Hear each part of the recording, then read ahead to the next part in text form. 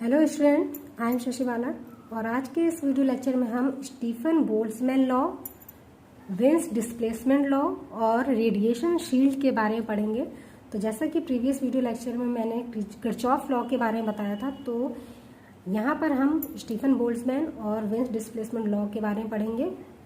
तो देखिए, जो स्टीफन बोल्ट्जमैन लॉ है वो क्या है। The law state that the emissive power of a black body is directly proportional to the fourth power of its absolute temperature।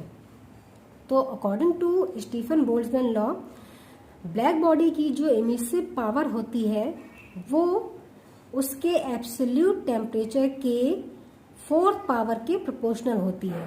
तो इसके अकॉर्डिंग जो हमारी इक्वेशन होगी वो क्या होगी, देखिए, emissive power is directly proportional to the fourth power of absolute temperature। तो ये जो प्रोपोर्शनैलिटी का साइन यहाँ से हटाया जाता है तो यहाँ पर एक प्रोपोर्शनैलिटी कांस्टेंट आता है। तो ये कांस्टेंट हमारा क्या कहलाता है, स्टीफन बोल्ट्जमैन कांस्टेंट। और स्टीफन बोल्ट्जमैन कांस्टेंट की वैल्यू होती है 5.67 इंटू 10⁻⁻8 वॉट पर मीटर स्क्वायर इंटू केल्विन की पावर 4। और ये लॉ हमारा रेडिएशन में यूज किया जाता है। अब हम बात करेंगे विंस डिस्प्लेसमेंट लॉ के बारे में। तो देखिए, इसमें इन 1893 win established A relationship between the temperature of A black body and the wavelength eight which the maximum value of monochromatic emissive power occurs.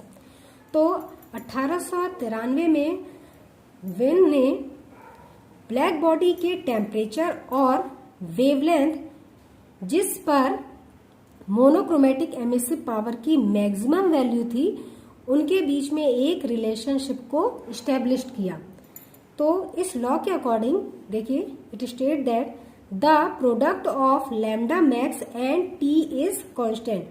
तो विंस डिस्प्लेसमेंट लॉ के अकॉर्डिंग जो wavelength है, यहाँ पर हमारी जो लैम्डा मैक्स है, ये वेवलेंथ हमारी कौन सी है, जहां पर मोनोक्रोमेटिक एमिसिव पावर की वैल्यू मैक्सिमम होती है। तो ये हमारा लैम्डा मैक्स है और टी हमारा ब्लैक बॉडी का टेम्परेचर है। तो इन दोनों का जो प्रोडक्ट होता है वो कैसा होगा, कांस्टेंट होता है। It means lambda max is inversely proportional to the absolute temperature. तो अगर हम इस इक्वेशन को देखें तो यहां से अगर हम देखें, लैम्डा मैक्स हमारा अगर ये यहाँ आ जाएगा तो वो एब्सोल्यूट टेम्परेचर के इनवर्सली प्रोपोर्शनल होता है। तो ये हमारा विंस डिस्प्लेसमेंट लॉ था। अब हम बात करेंगे रेडिएशन शील्ड के बारे में। तो देखिए, रेडिएशन शील्ड क्या होता है।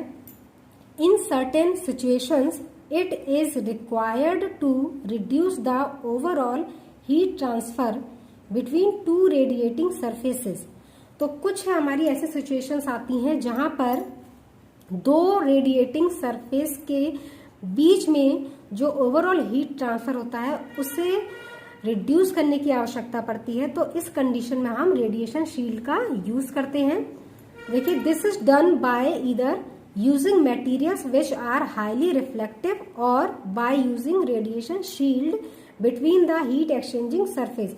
तो ओवरऑल हीट ट्रांसफर को रिड्यूस करने के लिए या तो हम ऐसे मटेरियल्स का यूज करते हैं जो हाईली रिफ्लेक्टिव हो, या फिर हम दोनों ही रेडिएटिंग सरफेस यानी कि दोनों ही हीट एक्सचेंजिंग सरफेस के बीच में रेडिएशन शील्ड का यूज करते हैं, जिससे हमारा ओवरऑल हीट ट्रांसफर रिड्यूस हो जाता है।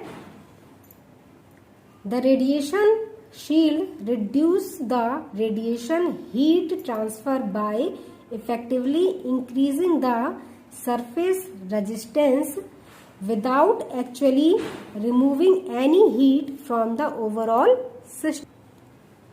रेडिएशन शील्ड ओवरऑल सिस्टम से बिना हीट को रिमूव किए रेडिएशन हीट ट्रांसफर को रिड्यूस करता है। किसके थ्रू, सरफेस रेजिस्टेंस को इंक्रीज करके।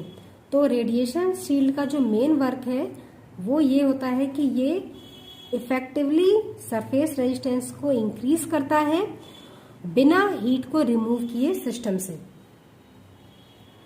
Thin sheets of plastic coated with highly reflecting metallic films on both sides serve as very effective radiation shield. तो जो हमारी प्लास्टिक की थिन शीट्स होती हैं उन्हें अगर हाईली रिफ्लेक्टिंग मेटालिक फिल्म के साथ कोटिंग कर दी जाए उनकी, और वो भी प्लास्टिक की जो शीट यहाँ पर यूज की जाएगी उसके बोथ साइड पे अगर हम हाईली रिफ्लेक्टिव मेटालिक फिल्म की कोटिंग करते हैं तो इस तरह से हमें इफेक्टिवली रेडिएशन शील्ड सर्व होता है। तो देखिए जैसे ये अगर हमारे दो रेडिएटिंग सरफेस हैं,